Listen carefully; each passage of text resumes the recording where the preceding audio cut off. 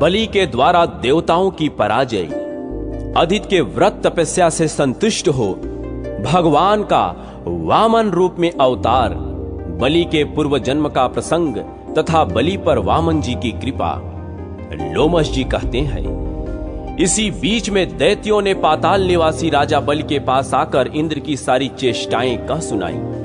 उनकी यह बात सुनकर उदार बुद्धि वाले विरोचन पुत्र बलि ने शुक्राचार्य से पूछा, भगवान इंद्र किस प्रकार हमारे अधीन हो सकते हैं? शुक्राचार्य ने उत्तर दिया, दैत्यराज तुम विश्वजीत नामक यज्ञ करो। यज्ञ के बिना कार्य सिद्ध नहीं होगा, ऐसा ही करूंगा। यो कहकर उनकी आज्ञा शिरोधार्य करने के पश्चात दैत्यराज बलि ने यज्ञ करने का विचार किया। बलि का हृदय बड़ा उदार था। उन्होंने यज्ञ के लिए जो जो पदार्थ आवश्यक थे उन सब का प्रयत्न पूर्वक संग्रह किया। महामना शुक्र ने वह महायज्ञ आरंभ कराया। यज्ञ की दीक्षा लेकर राजा बलि ने अग्निदेव को हविष्य से तृप्त कर दिया। विधि पूर्वक यज्ञ कर्म द्वारा जब जब अग्निदेव को आहुति दी जा रही थी, उसी समय अग्नि में बड़ा ही अद्भुत रथ प्रकट हुआ। उसमें 4 घोड़े जुते हुए थे, अनेक ध्वज फहरा रहे थे।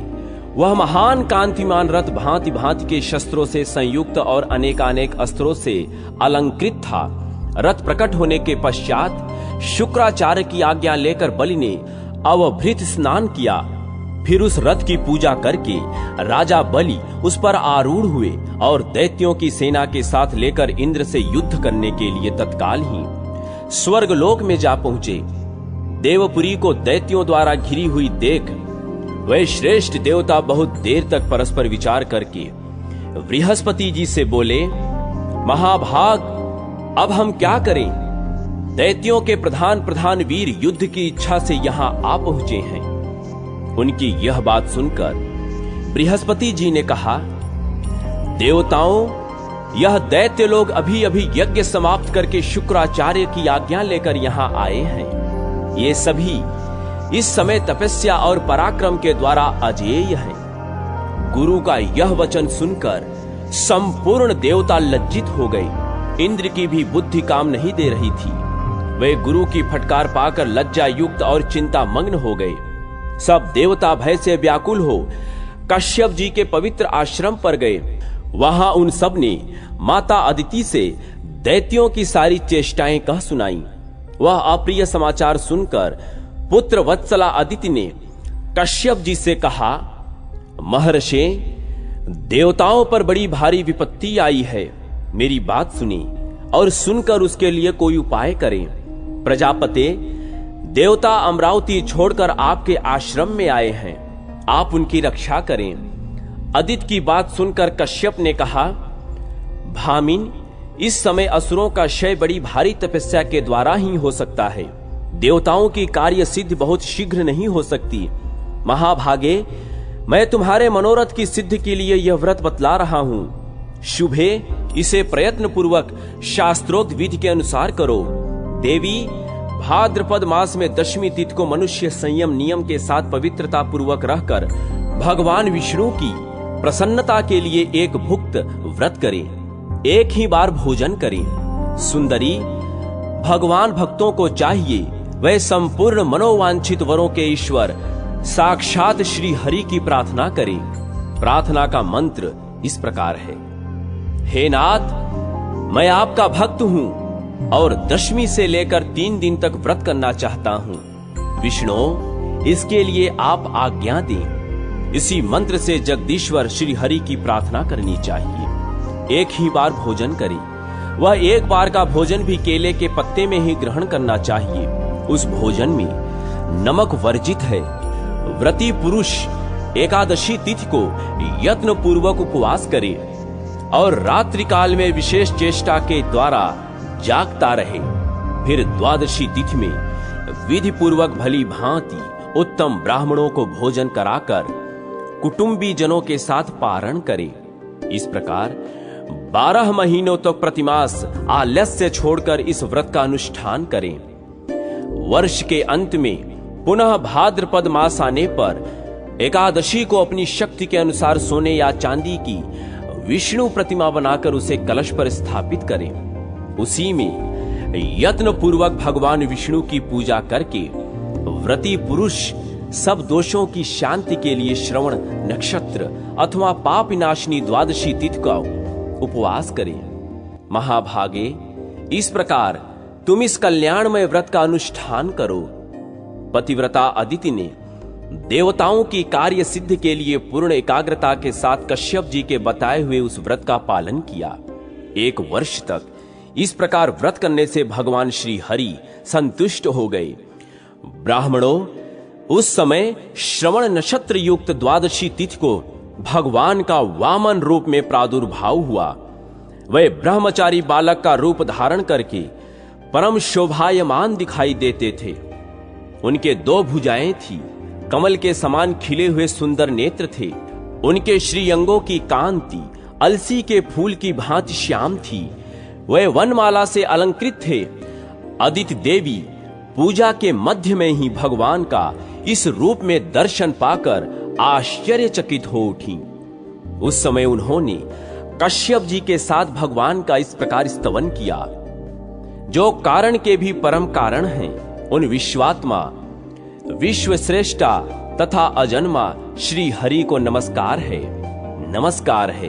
अनंत रूप श्री हरि को नमस्कार है, नमस्कार है। जिनका परम धाम अनंत है तथा जो साक्षात परमात्मा स्वरूप हैं, उन भगवान को नमस्कार है। हे सच्चिदानंद परमात्मा देव, आप पर अपर तथा ज्ञानवान हैं, सबकी आत्मा हैं, आपको नमस्कार है। परावरात्मन कार्य कारण रूप आपका स्वरूप सबसे श्रेष्ठ है। आपका बोध कभी कुंठित नहीं होता। आपको बारंबार नमस्कार है। इस प्रकार अदिति द्वारा स्तुति की जाने पर देवताओं के पालक भगवान विष्णु देव माता अदिति से बोले, देवी, मैं तुम्हारी उत्कृष्ट तपस्या से संतुष्ट होकर इसी शरीर से देवताओं का कार्य सिद्ध करने के लिए प्रकट हुआ हूं। भगवान का वचन सुनकर अदिति ने कहा, भगवान, महाबली असुरों ने देवताओं को परास्त कर दिया है। जनार्दन, अब सभी देवता आपकी शरण में आए हैं। आप उन शरणागतों की रक्षा करें। संतों के आश्रय तथा वैकुंठ धाम के स्वामी एकमात्र श्री हरि ने अदिति की बात सुनकर तथा देवताओं और राजा बलि की सारी चेष्टाएं जानकर मन ही मन विचार किया, आज मुझे कौन सा कार्य करना चाहिए जिससे देवताओं को विजय प्राप्त हो और प्रधान प्रधान दैत्यों को भी हार खानी पड़े। उधर बलि आदि असुरों को यह मालूम नहीं था कि देवता नाना प्रकार के रूप धारण करके स्वर्ग से निकलकर कश्यप जी के आश्रम पर चले गए हैं। उस समय दैत्यों ने अमरावतीपुरी की चहार दीवारी पर चढ़कर देवराज इंद्र को शीघ्र मार डालने की इच्छा से ज्यों ही उसके भीतर प्रवेश किया, त्यों ही उन्होंने वह सारी नगरी सूनी देखी। तब शुक्राचार्य ने महाभिषेक विधि से असुरों द्वारा घिरे हुए राजा बलि को इंद्र के सिंहासन पर अभिषिक्त कर दिया। इस प्रकार स्वर्ग लोक के राज्य पर प्रतिष्ठित हुए विरोचन कुमार बलि वहां की उत्तम विभूति के द्वारा महेंद्र से भी अधिक शोभायमान हुए। ऋषि, अप्सरा, गंधर्व, किन्नर, नाग तथा असुर समुदाय इंद्र की ही भांति उनकी सेवा करने लगे। संपूर्ण प्राणियों में दान की दृष्टि से राजा बलि ही सबसे बढ़ चढ़कर दाता हैं। याचक जिन जिन कामनाओं को प्राप्त करने की इच्छा करते हैं, दानवराज बलि संपूर्ण याचकों को वही वही वस्तु प्रदान करते थे। शौनक जी ने पूछा, महाभाग सूत जी, देवराज इंद्र तो स्वर्ग में रहकर कभी दान नहीं करते हैं, राजा बलि कैसे दाता हुए? यह सब यथार्थ रूप से बतलाइए। लोमश जी बोले, ब्राह्मणों, इंद्र पहले जन्म में याज्ञिक रहे हैं। उन्होंने 100 अश्वमेध यज्ञों का अनुष्ठान करके अमरावतीपुरी का राज्य प्राप्त किया है। अब वे केवल भोग लोलुप रह गए हैं। अभीष्ट फल पाने के पश्चात इंद्र में कृपणता आ गई है। आज जो इंद्र है वह कभी कीड़ा हो सकता है तथा पहले का कीट इंद्र के रूप में उत्पन्न हो जाता है। इस विषय में दान से बढ़कर दूसरा कोई ऐसा साधन नहीं है। निष्काम दान से ज्ञान प्राप्त होता है और ज्ञान से मोक्ष, इसमें संशय नहीं है। अब विरोचन पुत्र बलि ने पूर्व जन्म में जो कुछ किया था उसे सुनो।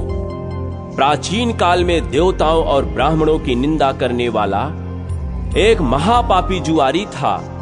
वह सदा पराई स्त्रियों में आसक्त रहता था। एक दिन उसने कटकपूर्ण जुए के द्वारा बहुत धन जीता। फिर अपने हाथों से स्वास्तिक पान का तिकोना बीड़ा बनाकर तथा गंध और माला आदि सामग्री जुटाकर एक वेश्या को भेंट देने के लिए वह उसके घर की ओर दौड़ा। रास्ते में उसके पैर लड़खड़ा गए और उसी समय वह पृथ्वी पर गिर पड़ा। गिरने पर क्षण भर के लिए उसे मूर्छा आ गई। जब मूर्छा दूर हुई तब पूर्व जन्म में किसी पुण्य के प्रभाव से उसके मन में सद्बुद्धि उत्पन्न हो गई। जुआरी दुखी होकर खेद एवं वैराग्य को प्राप्त हुआ। मूर्ख और जुआरी होने पर भी उसने पृथ्वी पर पड़ी हुई गंध, पुष्प आदि श्रेष्ठ सामग्री को भगवान शिव की सेवा में समर्पित कर दिया। जीवन में केवल यही एक पुण्य उसके द्वारा संपन्न हुआ था। मृत्यु के बाद जब यमराज के दूत उसे यमलोक ले गए तब उस पापी से सबको भय देने वाले यमराज ने कहा, ओ मूर्ख, तू अपने पाप के कारण बड़े बड़े नरकों में यातना भोगने के योग्य है।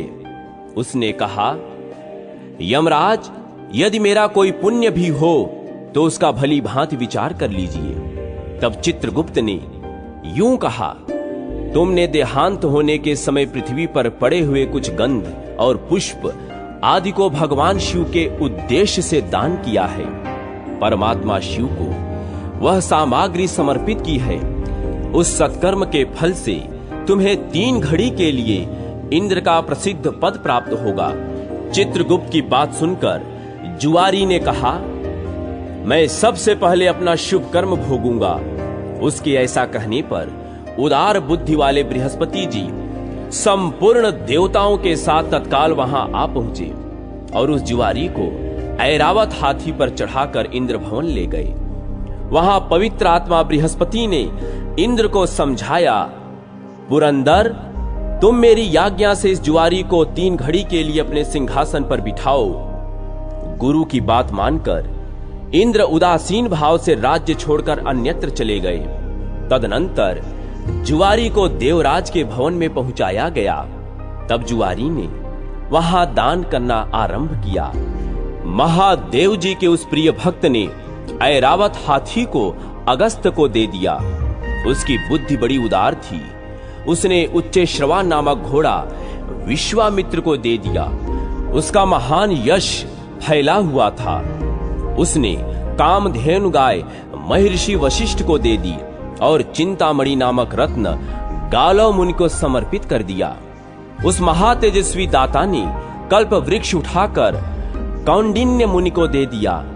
जुआरी होकर भी वह बड़ा भाग्यशाली था। उसने भगवान शंकर की प्रसन्नता के लिए वैसे वैसे अनेक प्रकार के रत्न ऋषि मुनियों को सहर्ष दान कर दिए। जब तक 3 घड़ी पूरी नहीं हुई तब तक वह दान देता ही रहा। 3 घड़ी के बाद फिर वह स्वर्ग से चला गया। इंद्र अमरावती के सिंहासन पर बैठकर बृहस्पति जी से इस प्रकार बोले, गुरुदेव, ऐरावत हाथी नहीं दिखाई देता। यही दशा उच्चैश्रवा नामक घोड़े की भी है। पारिजात आदि सभी पदार्थ किसी ने चुरा लिए हैं। तब बृहस्पति जी बोले, जुआरी ने यहां आकर महान कर्म किया है। जब तक उसकी सत्ता रही है उसके भीतर ही उसने आज ऐरावत आदि सभी वस्तुएं ऋषियों को दान कर दी हैं। बड़ी भारी सत्ता हस्तगत होने पर भी जो स्वाधीन होते हैं और प्रमाद में न पड़कर सदा भगवान शिव के ध्यान में तत्पर रहते हैं, वे ही भगवान शंकर के प्रिय भक्त हैं। वे कर्म फलों का परित्याग कर केवल ज्ञान का आश्रय ले परम पद को प्राप्त होते हैं। बृहस्पति जी का यह वचन सुनकर इंद्र ने पूछा, आचार्य, अब हमारा क्या कर्तव्य है, यह शीघ्र बतलाने की कृपा करें। बृहस्पति जी ने कहा, इंद्र, अपनी समृद्धि के लिए ये सारी बातें प्रायः यमराज से कहनी चाहिए। ठीक है। ऐसा कहकर देवराज इंद्र गुरु बृहस्पति जी के साथ सहसा वहां से चल पड़े।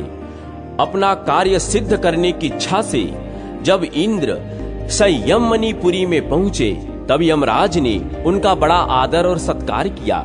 उस समय इंद्र ने उनसे कहा, धर्मराज, तुमने मेरा पद एक दुरात्मा जुआरी को दे दिया, किंतु उसने वहां पहुंचकर बहुत बुरा काम किया।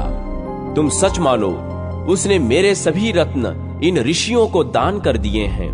तुम सब कुछ जानते हो, फिर भी एक जुआरी को मेरा स्थान कैसे दे दिया?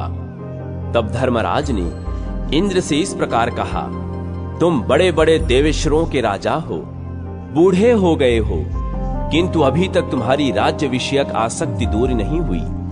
केवल 100 यज्ञों का अनुष्ठान करके ही एक ही जन्म के उपार्जित पुण्य का फल यहां तुमने प्राप्त किया, परंतु जुआरी ने तुम्हारी अपेक्षा महान पुण्य का उपार्जन किया है। अब धन देकर या चरणों में मस्तक झुकाकर विशेषतः अगस्त्य आदि सभी मुनियों की प्रार्थना करके तुम्हें अपने ऐरावत आदि रत्न प्राप्त करने चाहिए। बहुत अच्छा कहकर इंद्र अपनी अमरावती को चले गए। वहां जाकर संपत्तिशालियों में सबसे श्रेष्ठ इंद्र ने बहुत धन देकर ऋषियों से अपनी वस्तुएं लौटाईं। इस प्रकार अपने रत्न पाकर महातेजस्वी इंद्र शची देवी के साथ अपनी पुरी में गए। यमराज ने जुआरी को पुनः जन्म दिया।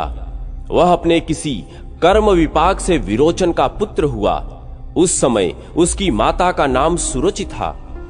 सूरज विरोचन की रानी थी। उसके पिता का नाम वृषपर्वा था। वह उदार मन वाला जुआरी जब सूरज के गर्भ में आकर स्थित हुआ, तब से प्रहलाद कुमार विरोचन तथा सूरज के मन में धर्म और दान में अधिक मन लगने लगा। उसी ने गर्भ में आकर माता पिता की मति बहुत सी उत्तम कर दी थी। वैसी बुद्धि बड़े बड़े मनुष्यों के लिए भी दुर्लभ है। विरोचन का पुत्र जब गर्भ में था, उसी समय इंद्र दैत्यराज विरोचन को मारने की इच्छा से भिक्षुक ब्राह्मण का रूप धारण कर उसके घर गए और इस प्रकार बोले, राजन, मुझे अपनी रुचि के अनुसार कुछ दान मिलना चाहिए। याचक की बात सुनकर विरोचन ने हंसते हुए कहा, विप्रवर, यदि आपकी इच्छा हो तो मैं इस समय अपना मस्तक भी दे सकता हूं। इसके सिवा यह अपना अकंटक राज्य भी आपको समर्पित कर दूंगा। विरोचन के ऐसा कहने पर इंद्र ने सोच विचार कर कहा, महाभाग, मुझे अपना मुकुट मंडित मस्तक उतार कर दे दीजिए। ब्राह्मण रूपधारी इंद्र के ऐसा कहने पर प्रहलाद पुत्र विरोचन ने बड़ी प्रसन्नता के साथ अपने ही हाथ से अपना मस्तक काटकर शीघ्रता पूर्वक इंद्र को दे दिया। आर्त प्राणियों को अपनी शक्ति के अनुसार जो कुछ दिया जाता है, वह दान महान पुण्य हेतु होता है। उसका फल अक्षय बताया जाता है। तीनों लोकों में दान से बढ़कर दूसरी कोई वस्तु नहीं है। विरोचन का वह दान दैत्य, नरेंद्र तथा नाग इन तीनों लोकों में प्रसिद्ध हो गया। पूर्व जन्म का वह जुआरी ही विरोचन का महा तेजस्वी पुत्र हुआ।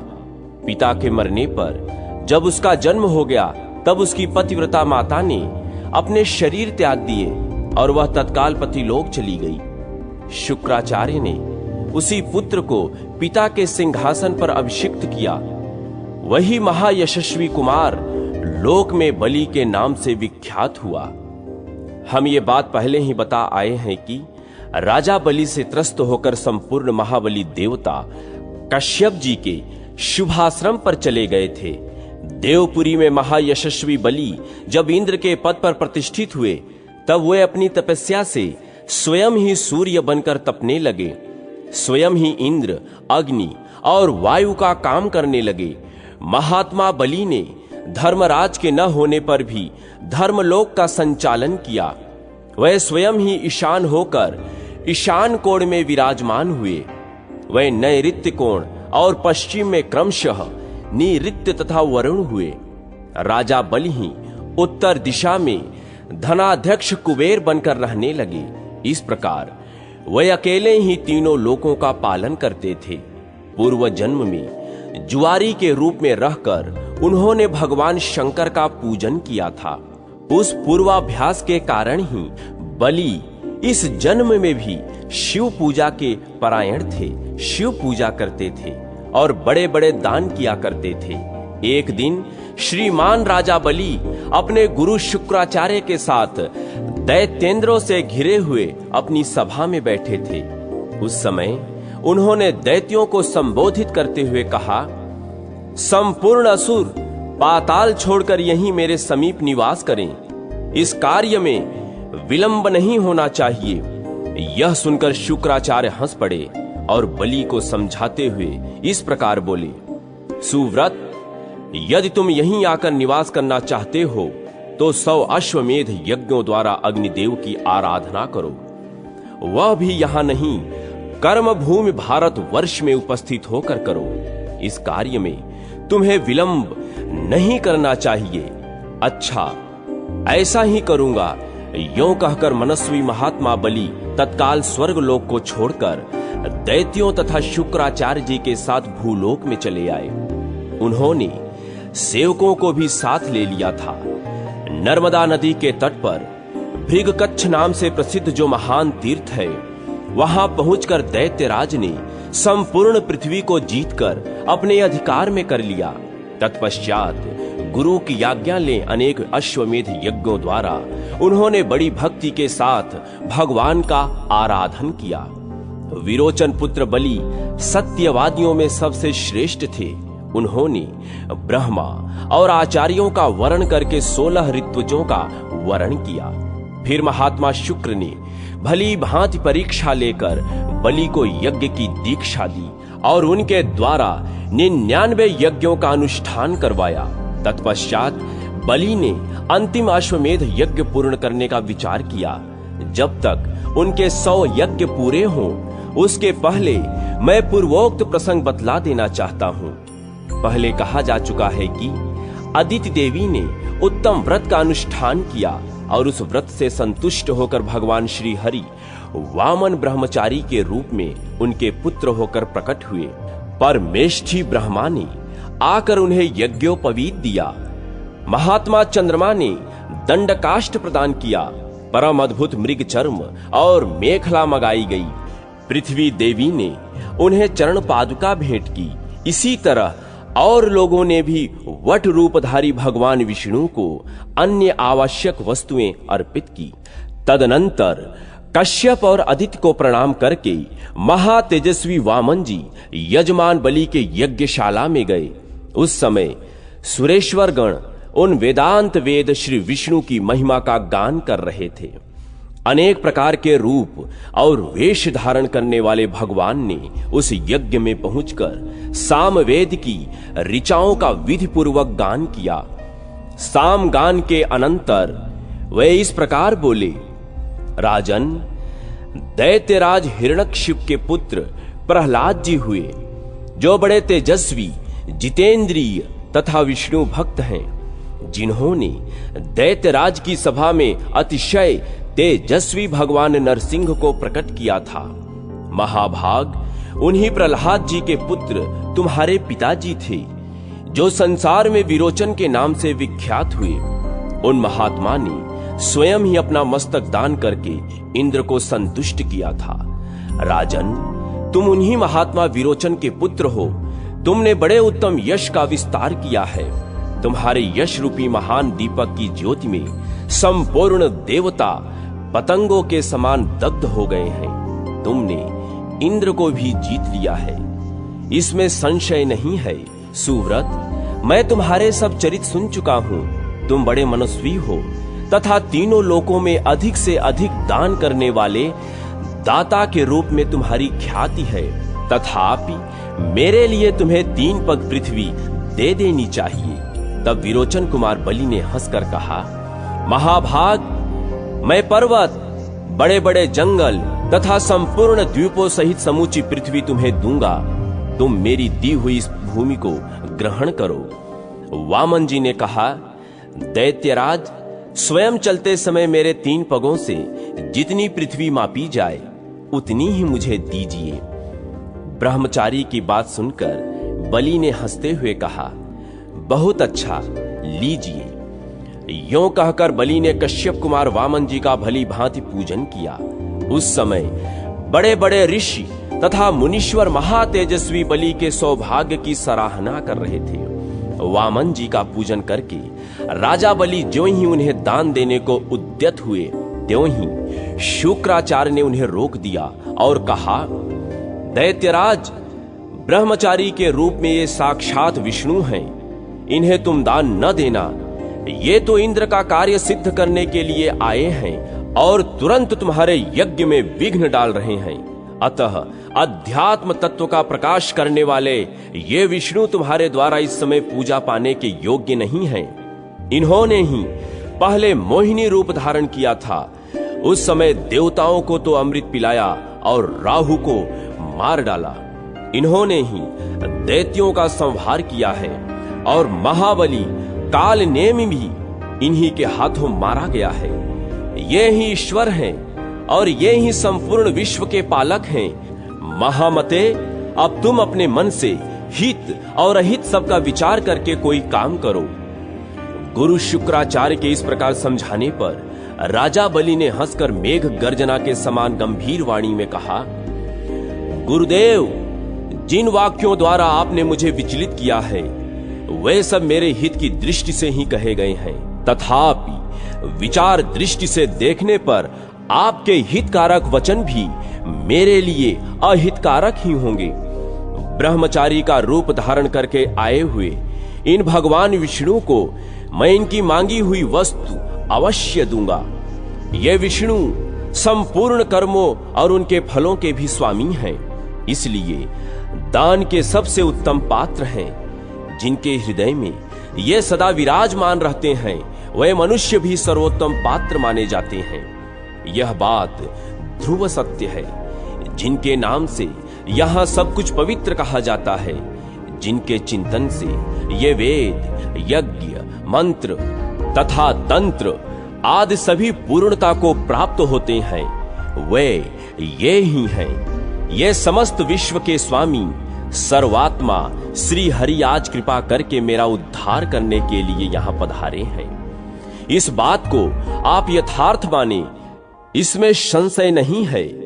राजा बलि की यह बात सुनकर शुक्राचार्य जी कुपित हो उठे।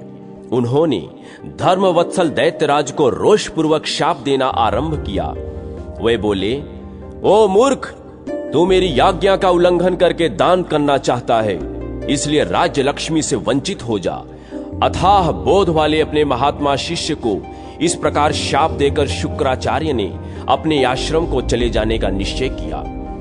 जब वे चले गए तब विरोचन कुमार बलि वामन जी का पूजा करके उन्हें भूमि दान करने को उद्यत हुए। दैत्यराज की पतिव्रता पत्नी महारानी विंध्यावली वहां आकर पति देव के अर्धांग रूप में सुशोभित हुई। राजा बलि विधि विधान के ज्ञाता थे। उन्होंने विधि पूर्वक ब्रह्मचारी के चरण पखार कर संकल्प के साथ भगवान विष्णु को पृथ्वी दान की। उस महान संकल्प को स्वीकार करते ही अजन्मा भगवान विष्णु बढ़ने लगे। वह ही संपूर्ण जगत के प्रभु तथा उत्पत्ति स्थान हैं। उन्होंने एक ही पैर से सारी पृथ्वी नाप ली, दूसरे पग से ऊपर के सभी लोक प्राप्त कर लिए।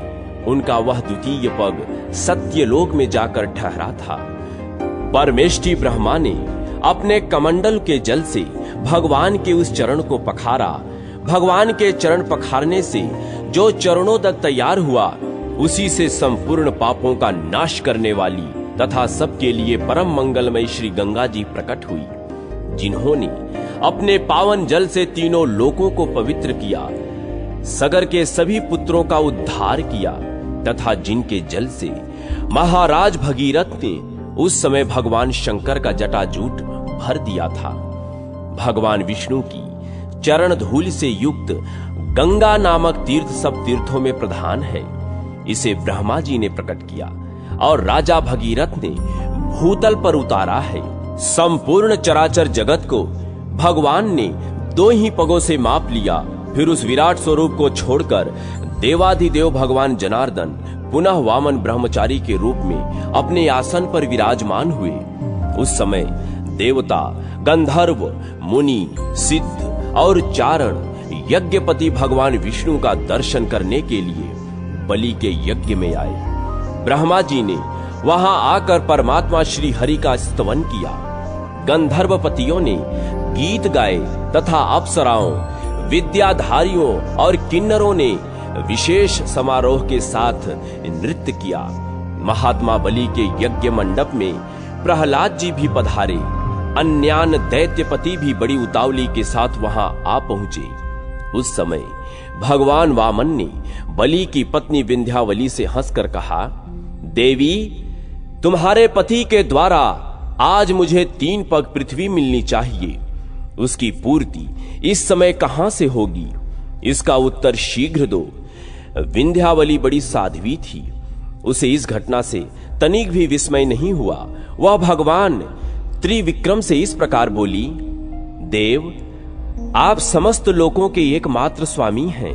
आपने अपना भारी डग बढ़ाकर यह त्रिलोकी माप ली है। इसी प्रकार संपूर्ण जगत आपसे व्याप्त है। संसार के एकमात्र बंधु आप ही हैं। आपके स्वरूप की तुलना कहीं नहीं है। भला हम जैसे लोग आपको क्या दे सकते हैं? इसलिए इस समय मैं जो निवेदन करती हूं उसी के अनुसार कार्य कीजिए। मेरे स्वामी ने इस समय आपको 3 पग भूमि देने की प्रतिज्ञा की थी। उसके अनुसार मेरे पूज्य पतिदेव 3 पगों के लिए स्थान इस प्रकार दे रहे हैं। प्रभो, देवेश्वर, आप अपना पहला पग मेरे मस्तक पर रखिए। जगतपते, दूसरा पग मेरे इस बालक के मस्तक पर स्थापित कीजिए तथा जगन्नाथ, अपना तीसरा पग मेरे पति के मस्तक पर रख दीजिए। केशव, इस प्रकार ये 3 पग मैं आपको दूंगी। विंध्यावली की यह बात सुनकर भगवान विष्णु बड़े प्रसन्न हुए और राजा बलि से मधुर वाणी में बोले, तात, मैं तुम पर प्रसन्न हूं। बोलो, मैं तुम्हारा कौन सा कार्य करूं? महामते, संपूर्ण दाताओं में तुम सबसे श्रेष्ठ हो। तुम्हारा कल्याण हो। तुम इच्छानुसार वर मांगो, मैं तुम्हारी संपूर्ण कामनाएं पूर्ण किए देता हूं। भगवान वामन ने ऐसा कहकर विरोचन कुमार बलि को बंधन से मुक्त कर दिया और उन्हें छाती से लगाया। तब बातचीत करने में चतुर राजा बलि इस प्रकार बोले, प्रभो, आपने ही संपूर्ण चराचर जगत को उत्पन्न किया है, अतः आपके चरणारविंदों के सिवा दूसरी कोई वस्तु मैं नहीं चाहता। देव, जनार्दन, आपके चरण कमलों में मेरी भक्ति सदा बनी रहे। देवेश्वर, वह सनातन भक्ति बार बार निरंतर बढ़ती रहे। बलि की इस प्रकार प्रार्थना करने पर भूत भावन भगवान वामन ने अत्यंत प्रसन्न होकर कहा, राजन, तुम अपने भाई बंधु और संबंधियों के साथ सूतलोक में चले जाओ। यह सुनकर दैत्यराज बलि बोले, देव देव, आप ही बताइए, सूतलोक में मेरा क्या काम है? मैं तो आपके पास ही रहूंगा। इसके विपरीत कुछ भी कहना उचित नहीं है। तब भगवान ऋषिकेश राजा बलि के प्रति अत्यंत कृपालु होकर बोले, राजन, मैं सदा तुम्हारे समीप रहूंगा। असुर श्रेष्ठ, तुम खेद न करो, मेरी बात सुनो। मैं सुतलोक में तुम्हारा द्वारपाल होकर रहूंगा। मेरे इस वचन को तुम वरदान समझो। आज मैं तुम्हारे लिए वरदायक होकर उपस्थित हूं। अपने वैकुंठवासी पार्षदों के साथ तुम्हारे घर में निवास करूंगा। अतुल तेजस्वी भगवान विष्णु का यह वचन सुनकर दैत्यराज बलि असुरों के साथ सुतलोक में चले गए। वहां बाणासुर आदि 100 पुत्रों के साथ वे सुखपूर्वक निवास करने लगे। महाबाहु बलिदाताओं के भी परम आश्रय हैं। तीनों लोकों के याचक राजा बलि के पास जाते हैं और उनके द्वार पर विराजमान भगवान विष्णु स्वयं उनकी मुंह मांगी वस्तुएं दे देते हैं। कोई भोग की कामना लेकर जाए या मोक्ष की, जिनकी जैसी रुचि होती है उसी के अनुसार उनको वह वस्तु समर्पित करते हैं। भगवान शंकर की कृपा से राजा बलि ऐसे महत्वशाली हुए। पूर्व काल में जुआरी के रूप में उन्होंने परमात्मा शिव के उद्देश्य से जो दान किया था उसी का यह फल है। अपवित्र भूमि में पहुंचकर गिरी हुई गंध, पुष्प आदि सामग्रियों को भी परमात्मा शिव की सेवा में समर्पित करके जब बलि ने इतनी उन्नत की, तब जो लोग श्रद्धा और भक्ति से महादेव जी की सेवा में गंध, पुष्प और जल अर्पण करते हैं, उनके लिए तो कहना ही क्या है। वे साक्षात भगवान शिव के समीप जाते हैं। ब्राह्मणों, भगवान शिव से बढ़कर दूसरा कोई पूजनीय नहीं है। जो गूंगे हैं, अंधे हैं, पंगु और जड़ हैं तथा जाति बहिष्कृत, चांडाल, श्वपच और अंत्यज हैं, वे भी यदि सदा भगवान शिव के भजन में तत्पर रहें तो परम गति को प्राप्त होते हैं। अतः संपूर्ण मनुष्य पुरुषों के लिए भी भगवान शिव सदा ही पूजनीय है। पूजनीय ही नहीं, विद्वानों के द्वारा वे सदा चिंतनीय और वंदनीय भी हैं। परमार्थ तत्व के ज्ञाता पुरुष अपने हृदय में विराजमान भगवान महेश्वर का निरंतर चिंतन करते रहते हैं। तारकासुर को ब्रह्मा जी का वरदान, हिमालय के घर सती का पार्वती रूप में अवतार, शंकर जी के रोष से कामदेव का भस्म होना तथा पार्वती की उग्र तपस्या। ऋषियों ने पूछा, महाभाग सूत जी, दक्ष कुमारी सती जब अपने पिता दक्ष के यज्ञ में अग्नि प्रवेश करके अंतर्धान हो गई, तब पुनः कब और कहां प्रकट हुई, वे पुनः किस प्रकार उन्हें मिली? सूत जी बोले, ब्राह्मणों, दक्ष कुमारी सती देवी जब अपने पिता के यज्ञ में अंतर्धान हो गई, तब अपने शक्ति से बिछड़े हुए भगवान महेश्वर उत्तम तपस्या में संलग्न हो गए। वे लीला देह धारण कर भृंगी और नंदी के साथ हिमालय पर्वत पर रहने लगे। इसी समय नमुज के पुत्र तारकासुर ने बड़ी भारी तपस्या करके ब्रह्मा जी को संतुष्ट किया। ब्रह्मा जी उस पर प्रसन्न हुए और उस दुरात्मा को इच्छानुसार वर देने के लिए उद्यत हो बोले, तुम कोई भी वर मांगो। ब्रह्मा जी की यह बात सुनकर तारकासुर बोला, प्रभो, यदि आप मुझ पर प्रसन्न हैं तो मुझे अजर, अमर और अजेय बना दीजिए। ब्रह्मा जी ने कहा, तू अमर कैसे हो सकता है? जो इस संसार में जन्म ले चुका है उसकी मृत्यु अटल है। तारकासुर बोला, तब मुझे अजेय बना दीजिए। ब्रह्मा जी ने कहा, दैत्यराज, तू अजेय होगा, इसमें संशय नहीं है, परंतु एक बालक को छोड़कर अन्य सब से ही तेरी अजेयता रहेगी। इस प्रकार वरदान पाकर तारकासुर बड़ा बलवान हो गया। उस समय देवता लोग राजा मुचकुंद का सहारा लेकर तारकासुर के साथ युद्ध करते और विजयी होते थे। मुचकुंद के ही बल से देवताओं ने विजय प्राप्त की। तब उन्होंने सोचा, इन दिनों हमें निरंतर युद्ध में रहना पड़ता है, ऐसे समय में हमारा क्या कर्तव्य है, अथवा भवितव्यता ही ऐसी है।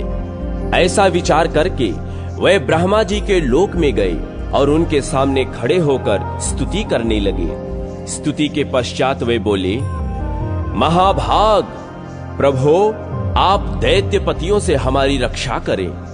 उसी समय आकाशवाणी हुई, देवताओं, तुम जितनी जल्दी हो सके मेरी आज्ञा का यथावत पालन करो। भगवान शिव के जब कोई महाबली पुत्र उत्पन्न होगा, तब वही पुनः युद्ध में तारकासुर का वध करेगा, इसमें संशय नहीं है। सबकी हृदय गुफा में निवास करने वाले भगवान शंकर जिस किसी उपाय से पत्नी का पाणी ग्रहण करें, वह तुम्हें करना चाहिए। इसके लिए महान प्रयत्न करो, मेरा यह वचन अन्यथा न होने पाए। यह आकाशवाणी सुनकर देवताओं को बड़ा आश्चर्य हुआ। वे सभी बृहस्पति जी को आगे करके हिमालय पर्वत पर आए और इस प्रकार कहने लगे, महाभाग हिमालय, तुम समस्त पर्वतों के स्वामी हो। यक्ष और गंधर्व तुम्हारा सेवन करते हैं। हम तुमसे कुछ निवेदन करेंगे। हम सब देवताओं की बात तुम्हें माननी चाहिए। लोमश जी कहते हैं, देवताओं के इस प्रकार प्रार्थना करने पर पर्वत श्रेष्ठ हिमवान हंसकर बोले, एक तो मैं अचल हूं, चल फिर नहीं सकता, दूसरे मेरी पांखें कट गई हैं, अतः उड़ नहीं सकता। ऐसी दशा में मैं आप लोगों के किस काम आ सकता हूं? देवताओं, यदि तारकासुर के संहार में मेरी सहायता आवश्यक है तो मैं पूछता हूं, किस उपाय से आप लोग तारकासुर का वध करना चाहते हैं? वह शीघ्र बतलावे, क्योंकि वह कार्य तो मेरा ही है। तब देवताओं ने आकाशवाणी द्वारा कही हुई सब बातें कह सुनाई। सुनकर हिमवान ने कहा, जब शिव जी के बुद्धिमान पुत्र द्वारा ही तारकासुर का वध होने वाला है, तब देवताओं के सब कार्य शुभ हो और आकाशवाणी की कही हुई यह बात सच निकले, इसके लिए आप लोगों को विशेष यत्न करना चाहिए।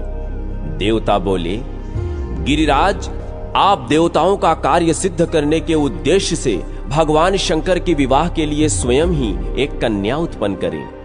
तब हिमवान ने अपनी पत्नी से कहा, सुमुखी, तुम्हें एक श्रेष्ठ कन्या उत्पन्न करनी चाहिए।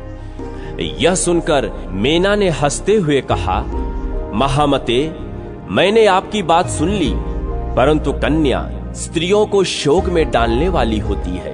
अतः इस विषय में दीर्घ काल तक विचार करके आपको अपनी बुद्धि से जो हितकर हो वह बतावें। अपनी प्रियतमा मेना की यह बात सुनकर परम बुद्धिमान हिमवान ने परोपकार युक्त वचन कहा, देवी, जिस प्रकार से दूसरों के जीवन की रक्षा हो, परोपकारी पुरुषों को वही करना चाहिए। इस प्रकार पति की प्रेरणा पाकर सौभाग्यवती रानी मेना ने बड़ी प्रसन्नता के साथ अपने गर्भ में कन्या को धारण किया। कुछ काल के अनंतर मेना के गर्भ से एक कन्या उत्पन्न हुई, जो गिरिजा नाम से प्रसिद्ध हुई। सबको सुख देने वाली उस देवी के प्रकट होने पर देवताओं के नगाड़े बज उठे, अप्सराएं नृत्य करने लगी, गंधर्वराज गाना गाने लगे, सिद्ध चारण स्तुति करने लगे। उस समय देवताओं ने फूलों की बड़ी भारी वर्षा की। संपूर्ण त्रिलोकी में प्रसन्नता छा गई। महासती गिरिजा का जन्म हुआ। उस समय दैत्यों के मन में भय समा गया और देवता, महर्षि चारण तथा सिद्धगण बड़े आनंद को प्राप्त हुए। सती साध्वी गिरिजा हिमालय के घर में दिनों दिन बढ़ने लगी। वह कल्याणी कन्या जब 8 वर्ष की हो गई, उस समय महादेव जी हिमालय की कंदरा में बड़ी भारी तपस्या कर रहे थे। भगवान के वीरभद्र आदि सभी पार्षद उन्हें सब ओर से घेरे रहते थे। एक दिन परम बुद्धिमान हिमवान अपनी कन्या पार्वती को साथ लेकर तपस्या में लगे हुए महादेव जी के पास उनके चरणों का दर्शन कराने के लिए लेकर गए।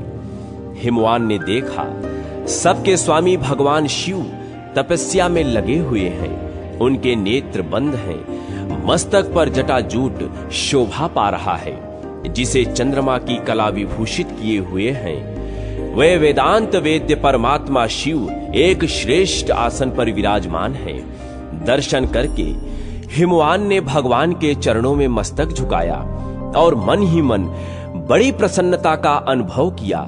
हिमाचल बड़े धैर्यवान एवं उत्कृष्ट प्राणियों के आश्रय हैं। वाणी का रहस्य समझने वाले विद्वानों में उनका स्थान बहुत ऊंचा है। उन्होंने संपूर्ण विश्व का एकमात्र मंगल करने वाले भगवान शिव से इस प्रकार वार्तालाप किया। महादेव, मैं आपके प्रसाद से बड़ा सौभाग्यशाली हूं। देवेश्वर, आप मुझे इस कन्या के साथ प्रतिदिन अपने दर्शन के लिए आने की आज्ञा दें। यह सुनकर देवाधिदेव महेश्वर ने कहा, पर्वतराज, इस कुमारी कन्या को घर में छोड़कर ही आप प्रतिदिन मेरे दर्शन के लिए आ सकती हैं, अन्यथा मेरा दर्शन नहीं होगा। तब हिमाचल ने मस्तक झुकाकर पुनः महादेव जी से कहा, भगवान, क्या कारण है कि आप मुझे इस कन्या के साथ यहां नहीं आने देना चाहते? भगवान शंकर ने हंसते हुए उत्तर दिया, यह कुमारी सुंदर, कटिभाग से सुशोभित, पतले अंगों वाली तथा मृदु वचन बोलने वाली है। अतः मैं तुम्हें बार बार मना करता हूं कि इस कन्या को मेरे समीप न ले आना। भगवान शंकर का यह निष्ठुर वचन सुनकर गौरांगी पार्वती तपस्वी शिव से इस प्रकार बोली, शंभो, आप तपशक्ति से संपन्न हैं और बड़ी भारी तपस्या में लगे हुए हैं।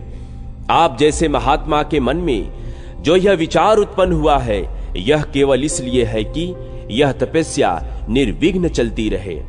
परंतु मैं आपसे पूछती हूं, आप कौन हैं और यह सूक्ष्म प्रकृति क्या है? भगवान, आप इस विषय पर भली भांति विचार करें। महादेव जी बोले, सुंदरी, मैं उत्तम तपस्या के द्वारा ही प्रकृति माया का नाश करता हूं। प्रकृति से विलग रहकर अपने यथार्थ स्वरूप में स्थित होता हूं। इसलिए सिद्ध पुरुषों को प्रकृति का संग्रह कदापि नहीं करना चाहिए। श्री पार्वती जी ने कहा, शंकर, आपने जिस उत्तम वाणी के द्वारा जो कुछ भी कहा है, क्या वह प्रकृति नहीं है? फिर आप प्रकृति से अतीत कैसे हैं? मेरी यह बात suनकर आपको तत्व का यथार्थ निर्णय करना चाहिए। यह संपूर्ण जगत सदा प्रकृति से बंधा हुआ है। प्रभो, हमें वाणी द्वारा विवाद करने से क्या प्रयोजन? शंकर, आप जो सुनते हैं, खाते हैं और देखते हैं, वह सब प्रकृति का ही कार्य है। प्रकृति से परे होकर आप इस हिमालय पर्वत पर इस समय तपस्या किस लिए करते हैं? प्रकृति से आप मिले हुए हैं, क्या इस बात को नहीं जानते? यदि आप प्रकृति से परे हैं और आपकी यह बात सत्य है, तो आपको अब मुझसे भय नहीं मानना चाहिए। देव जी बोले, साधु भाषिणी पार्वती, तुम प्रतिदिन मेरी सेवा करो। अब वे प्रतिदिन पार्वती के साथ उनका दर्शन करने लगे। इस प्रकार भगवान शिव की उपासना करते हुए पुत्री और पिता का कुछ समय व्यतीत हो गया। तब पार्वती जी के लिए देवताओं के मन में बड़ी चिंता हुई। वे सोचने लगे, भगवान महेश्वर गिरिजा का पानी ग्रहण कैसे करेंगे? तब उन्होंने कामदेव का आवाहन किया। आवाहन करते ही इंद्र का कार्य सिद्ध करने वाला कामदेव अपनी पत्नी रति और सखा वसंत के साथ आया और देव सभा में देवराज के सम्मुख उपस्थित हो गर्वयुक्त वचन बोलने लगा, शचीपते, शीघ्र आज्ञा दीजिए। आज मैं आपका कौन सा कार्य सिद्ध करूं? मेरा स्मरण मात्र करने से कितने ही तपस्वी अपनी मर्यादा से भ्रष्ट हो चुके हैं। इंद्र, मेरे बल और पराक्रम को आप अच्छी तरह जानते हैं। शक्ति नंदन, पराशर को भी मेरे पराक्रम का ज्ञान नहीं है। इसी प्रकार ये भृगु आदि बहुत से अन्य ऋषि मुनि भी मेरी शक्ति जानते हैं। महान बल और पराक्रम से संपन्न क्रोध ही मेरा भाई है। हम दोनों ने संपूर्ण चराचर जगत को परास्त किया है। सबको हमने मोह महासागर में डुबो दिया है। कामदेव के गर्वीले वचन सुनकर इंद्र ने उसकी पीठ ठोंकते हुए कहा, वीरवर, पूर्व काल में तुमने जो जो कार्य किए हैं उनका किसी प्रकार वर्णन नहीं हो सकता। हम सब देवता तुमसे परास्त हो चुके हैं। मदन, तुम सदैव हमको जीतने में समर्थ हो। इस समय देवताओं का कार्य सिद्ध करने के लिए तुम भगवान शंकर पर चढ़ाई करो। महामते, ऐसी चेष्टा करो जिससे भगवान शिव पार्वती के साथ विवाह कर ले। देवताओं के इस प्रकार प्रार्थना करने पर संपूर्ण विश्व का मन मोह लेने वाला मदन अप्सराओं को साथ लेकर बड़ी उतावली के साथ चला। हिमालय पर पहुंचकर योद्धाओं में श्रेष्ठ कामदेव रति और वसंत के साथ सब ओर सुशोभित दिखाई देने लगे। उसके मन में पिनाक पाणी भगवान शंकर पर विजय पाने की अभिलाषा जाग उठी थी। रंभा, उर्वशी, पुंचिक स्थला, सुकेशी, मिश्रकेशी, सुंदरी, तिलोत्मा, तथा इसी श्रेणी के अन्यान अप्सराएं वहां कामदेव के कार्य में सहायता देने के लिए आईं। वहां का आकाश असमय में ही कोकिलाओं से आच्छादित हो गया। अशोक, चंपा, आम, जूही, कदम्ब, नीम, चिरौंजी, कटहल, अमलतास, चमेली, अंगूर की लताएं तथा अनेक प्रकार के नागकेसर वृक्ष हरे भरे एवं फले फूले दिखाई देने लगे। इसी समय धनुर्धर कामदेव ने देवदारू वृक्ष की छाया में बैठकर अपने धनुष पर 5 बाण चढ़ाए और भगवान शंकर की ओर दृष्टिपात किया। वे उत्तम आसन पर विराजमान हो तपस्या में संलग्न थे। उनकी जटाजूट में गंगा जी विराजमान थी। चंद्रमा की कला उनके मस्तक की शोभा बढ़ा रही थी। उनके श्रीअंगों की कांति कपूर के समान गौर थी। तपस्या में तत्पर और रुद्राक्ष माला और विभूति से विभूषित होकर वे बड़ी शोभा पा रहे थे। वसंत सहित कामदेव ने जब महादेव जी को अपने बाण से बेंधने की इच्छा की, उसी समय परम मंगलमयी जगत जननी गिरिजा अपनी सखियों के साथ पूजन करने के लिए भगवान सदाशिव के समीप आई। वे चंद्रमा की किरणों के समान मनोहर थी। उन्होंने भगवान नीलकंठ के कंठ में धतूर के फूलों की माला अर्पण की और सुंदर वंदना विंद से सुशोभित त्रिनेत्रधारी भगवान शिव की शोभा निहारने लगी। इसी बीच में वसंत की सहायता पाने वाले कामदेव ने सम्मोहन नामक बाण से भगवान महेश्वर को बींध डाला। बाण का आघात लगने पर शंकर जी ने धीरे से नेत्र खोलकर श्री पार्वती जी की ओर देखा, जो संपूर्ण मंगलों को भी मंगल बनाने वाली एकमात्र देवी हैं। लोक पावनी गिरिराज नंदिनी की ओर दृष्टि डालते ही कामदेव ने उन्हें व्याकुल कर दिया। वे पार्वती के दर्शन मात्र से मोहित हो गए। फिर सहसा अपनी स्थिति ध्यान आते ही भगवान शिव के नेत्र आश्चर्य से खिल उठे। उन्होंने मन ही मन खेद प्रकट करते हुए कहा, मैं स्वतंत्र हूं, निर्विकार हूं, तो भी आज इस पार्वती के दर्शन से मोहित क्यों हो गया? कहां से, किससे और किसने मेरा यह अप्रिय कार्य किया? तदनंतर शंकर जी ने सब दिशाओं की ओर दृष्टि दौड़ाई। उसी समय दक्षिण दिशा में कामदेव दिखलाई दिया, जो हाथ में धनुष लेकर भगवान सदाशिव पर प्रहार करने के लिए उद्यत था। उसने चढ़े हुए धनुष को खींचकर मंडलाकार कर रखा था और पुनः बाण संधान करके मदनांतक शिव को बींधना ही चाहता था। तब तक भगवान महेश्वर की रोषपूर्ण दृष्टि उसके ऊपर पड़ी। भगवान ने तीसरा नेत्र खोलकर उसकी ओर देखा। देखते ही मदन आग की उठती हुई लपटों में घिर गया। उसे भस्म होते देख देवताओं में बड़ा हाहाकार मचा। देवता बोले, देव देव महादेव, आप देवताओं को वर दीजिए। हमने ही गिरिराज नंदिनी पार्वती की सहायता के लिए कामदेव को यहां भेजा था। उसका कोई अपराध नहीं था। आपने महातेजस्वी काम को व्यर्थ ही दग्ध किया। विश्व के एकमात्र बंधु भगवान शिव आपको अपने उत्कृष्ट तेज से इस समय देवताओं का कार्य सिद्ध करना चाहिए। शंभो, आपके द्वारा इस पार्वती के गर्भ से जो पुत्र उत्पन्न होगा, उसी से हमारा सब कार्य सिद्ध होगा। महादेव, तारकासुर ने हम सब देवताओं को बहुत सताया है।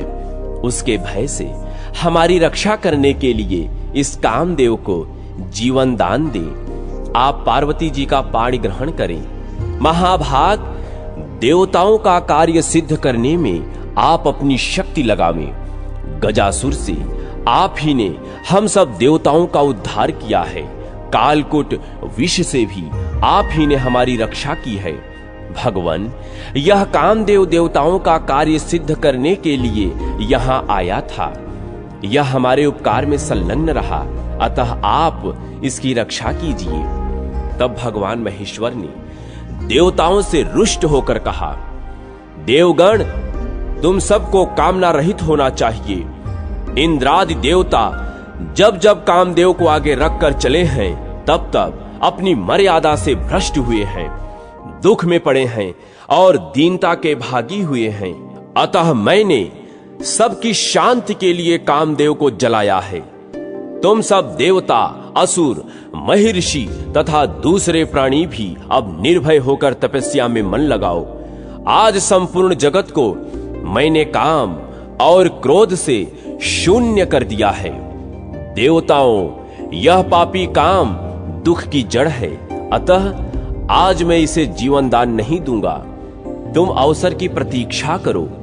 भगवान शिव के ऐसा कहने पर सब महर्षियों ने उनसे कहा, शंभो, आपने जो कुछ कहा है सब हमारे लिए परम कल्याणकारी है, किंतु देवेश्वर, हम भी कुछ निवेदन करना चाहते हैं, उसे ध्यान पूर्वक सुने।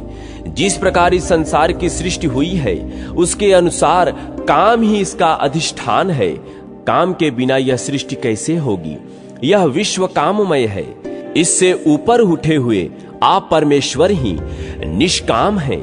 इतना कहकर मुनि, सिद्ध और चारणों ने भगवान सदाशिव की स्तुति और वंदना की।